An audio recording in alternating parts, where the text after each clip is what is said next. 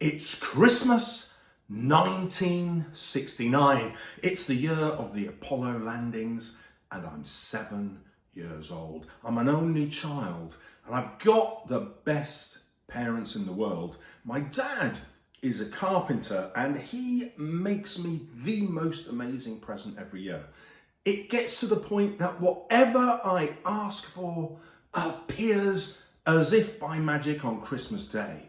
Well, Neil Armstrong, the first man on the moon, has inspired me. I want a rocket. And I say to my dad, I want to go to the moon, build me a rocket.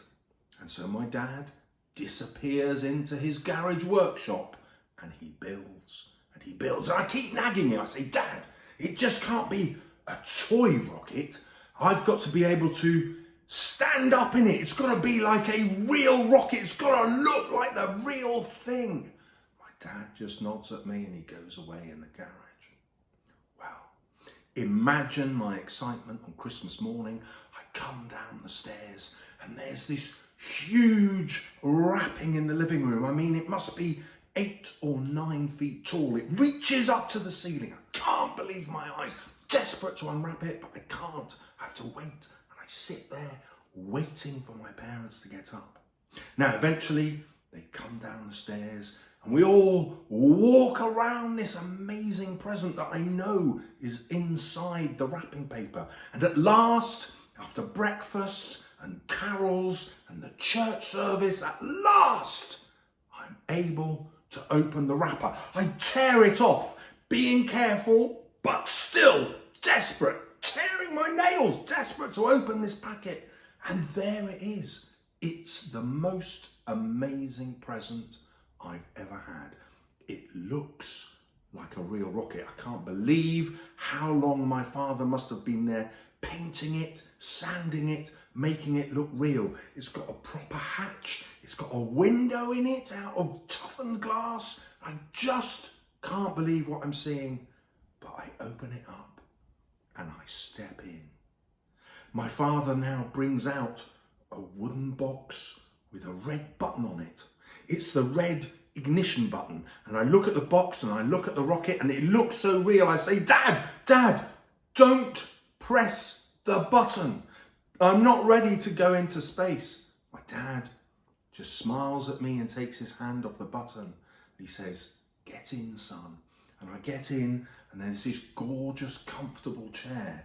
I sit down in it and it reclines. I recline in my chair like I'm ready to be launched into space. And my dad shuts the door of the rocket, closes the latch, and I go, Dad, don't press the button. And Dad, he just smiles at me.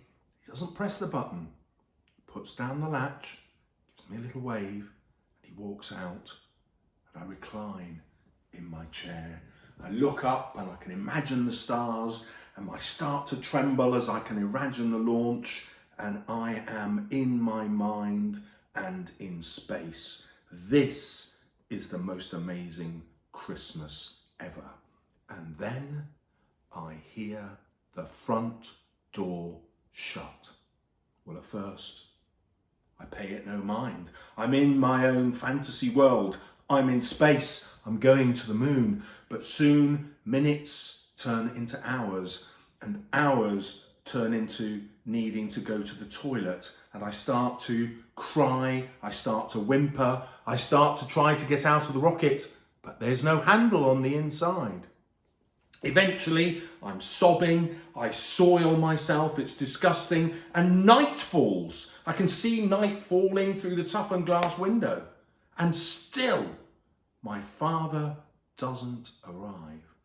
Eventually, exhausted, this is the worst Christmas ever, I fall asleep.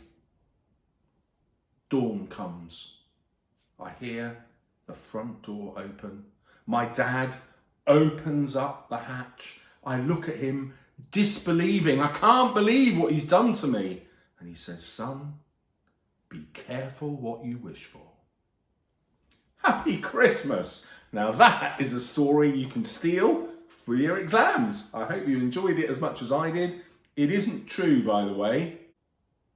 I'm thinking of doing about 20 of these happy stories. Hope you enjoy them. And if you'd like some more, you know what to do.